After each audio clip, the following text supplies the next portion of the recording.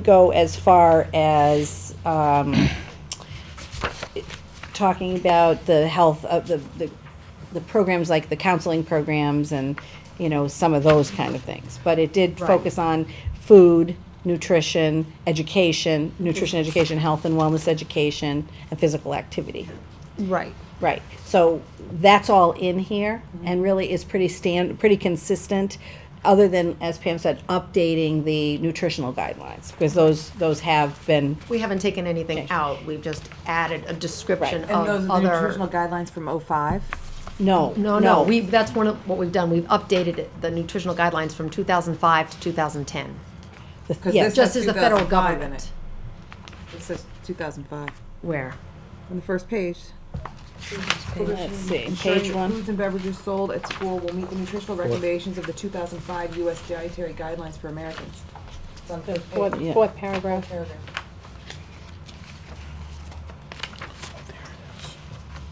Are we looking at the same thing? Page Yeah. one.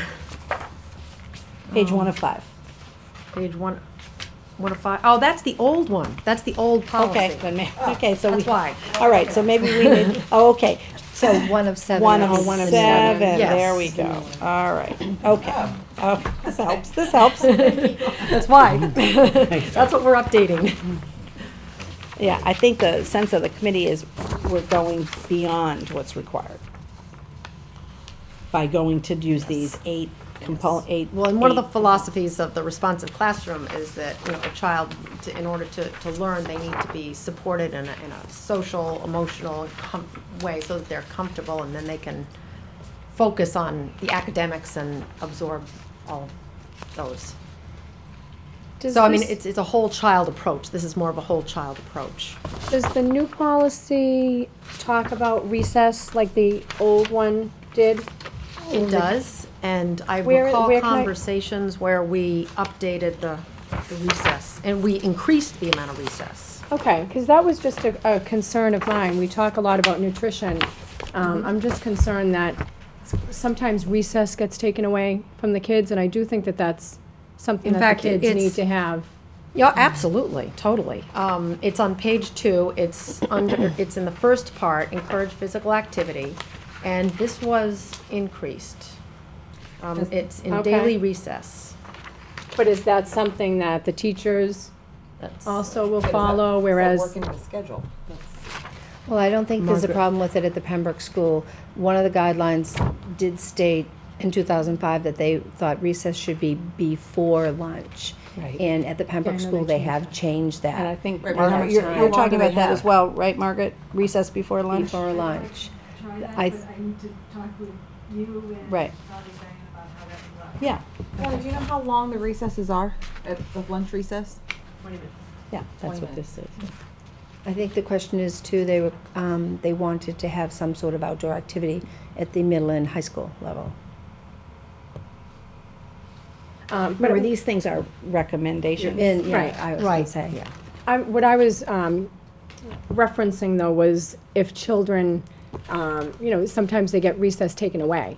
Or like That's the never class supposed will to happen. say, the teacher will say to the class, okay, you know, we need to, if, you know, you're not doing something, you need to take 5 minutes out of recess or 6 minutes, and they count that, and I know they do that. And in the So is- policy, it states that recess should never be used as a punishment for either a single student or a class, or they shouldn't have any type of club activity or meeting or anything during a recess time or during a meeting time. Okay. The policy states that. Now, again, it's a recommendation. That's Right. not to say that there would never be a situation where that might be the best solution.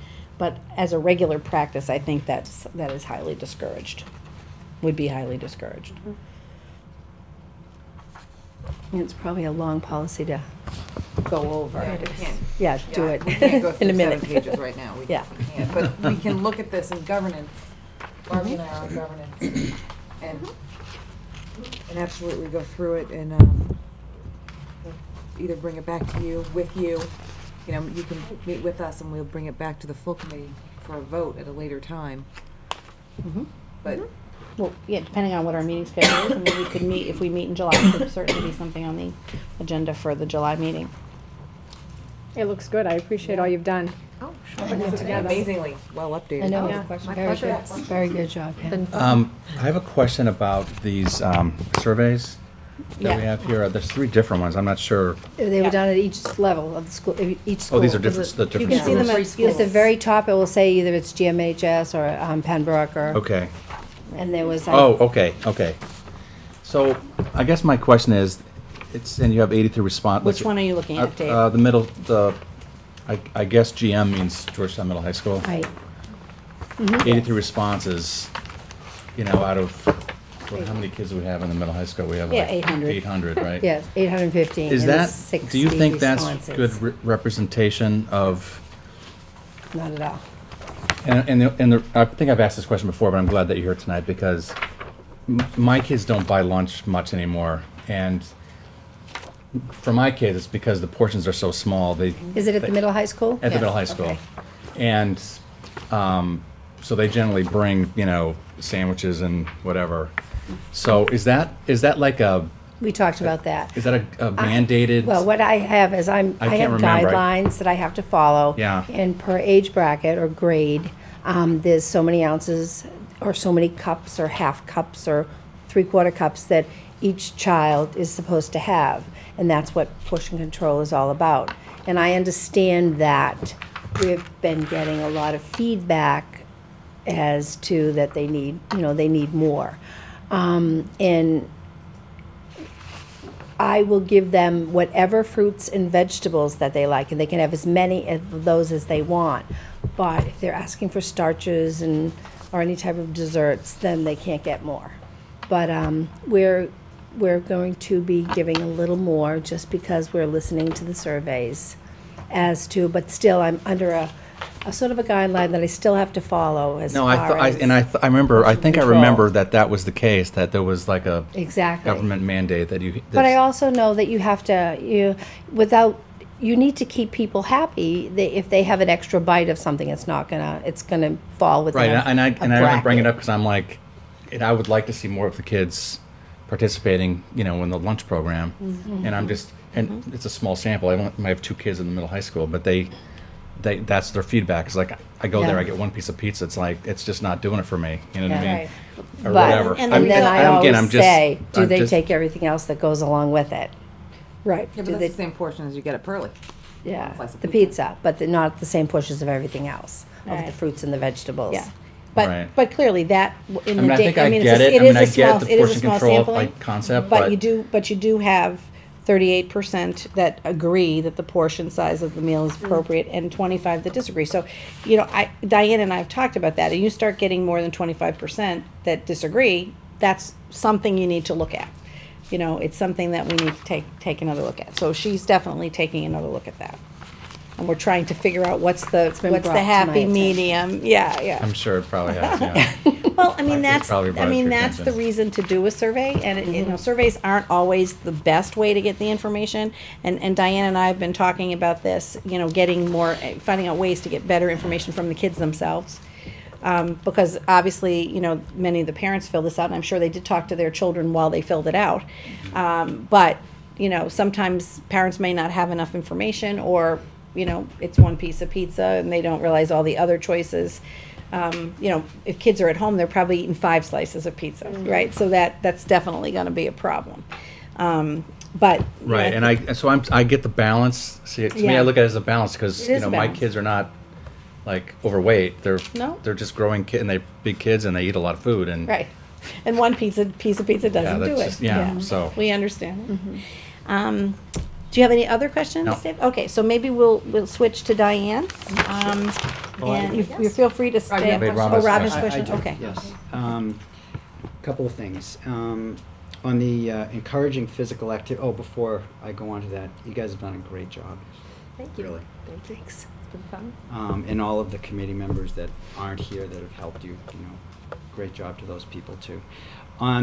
These are, I think, more comments than anything else, just to take into account. Are you talking about the surveys? I'm going back to the original, to the policy. Oh, okay.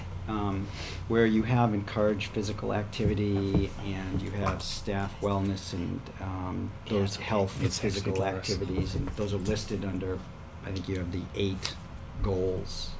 This is on page 1 of 7. There's a great opportunity with the new Pembroke study, that new school, the study for the new school that's coming up. The evidence is really overwhelming in terms of the design of the physical space in relationship to physical activity and how they relate. So I would strongly love to see someone from your group be associated with that design process as it goes through. And that's not just the inside of the building, it's specifically its relationship to the exterior, to nature, and to that environment as well for health and wellness. You probably already know this, but on the U.S. Dietary Guidelines for Americans, I would take it with a grain of salt. It's a great place to be at. It's basically owned and run by corporations, Monsanto being one of the prime movers. So you know exactly what I'm talking about. Okay, so that's, say no more on that. And then with regards to fats, I noticed dietary fats. There was a general statement of reducing fats, and of course all fats are not. Some fats are really very good for you. So that clarification of that as you move further on into this. The last comment is the community involvement. You know, the town and town planning and a sidewalk system, and encouraging and getting the community behind students to walk to school, to ride their bikes to school, to have that be part of this program. That's town planning departments, schools, and what you're doing. So And then all-around encouragement of physical activity for all of the kids in everything that they're doing. Correct. And I think this town, well, so I'll let it go with that. Thank you. Excellent suggestions, very good. Definitely take those into consideration. Anything else before we move on to Diane? Okay. Diane has a summary in your packet. It's just a summary of the year and just some comments about the surveys and then the goals we're putting together for next year. And I just wanted to bring to your attention that the current sales of the lunches now are down probably 2% from last year. I'm finding it a little challenging. With some of the new guidelines, with the wheat and the whole grains and the pastas, students are still they are still asking us for the white products, and we're just trying to keep on encouraging them to eat the whole grains and the wheat products. We're blending the white and the wheat products together for the pastas and things like that, and working on it. On a good note, the breakfasts have been really climbing at the middle high school, and we're going to be starting a new breakfast program at the Pearly School when we return in August. We have been able to train and get 7 of our staff ServSafe certified, and 2 more staff will attend classes in the fall. All 3 of the cook managers have attended the John Stalker Institute of Inventory workshop, and myself, along with the cook managers, have also attended the allergy awareness, which was put on by the Department of Elementary and Secondary Education. We experienced a shock when the roof collapsed at the Pearly School and had to hurry, quickly, move, but did have a successful transition into and then out of the gymnasium in order to set up a makeshift kitchen to feed the students of the Pearly hot lunches during that trying time. The lunches were prepared by the Pearly staff at the Pembroke School and transported to the Pearly School daily. A very trying time. Yes, and that's kudos to everyone Yes. whose flexibility The was staff shown. was that. wonderful. And They that the worked kids together. loved, Yes. you know, that was a big deal to them, having Yeah. their space in the And they actually liked gym. going into the gym and seeing their cooler come from the kitchen into the gymnasium. This is my cooler. And the kids loved it, but we worked through it. It was great. The point of sale system that we have in the high school is still the only one that we have. And right now, I'm checking into finding some software that maybe we can work into this program that we would allow parents to be able to go online and check out what their students have on accounts themselves, rather than have to call the school or ask their kids to find out. And we've sort of put the Pearly and the Pembroke on hold for a point-of-sale system at this time. There is going to be an increase in the lunch prices. It's going to go up a quarter per school, and that should help alleviate any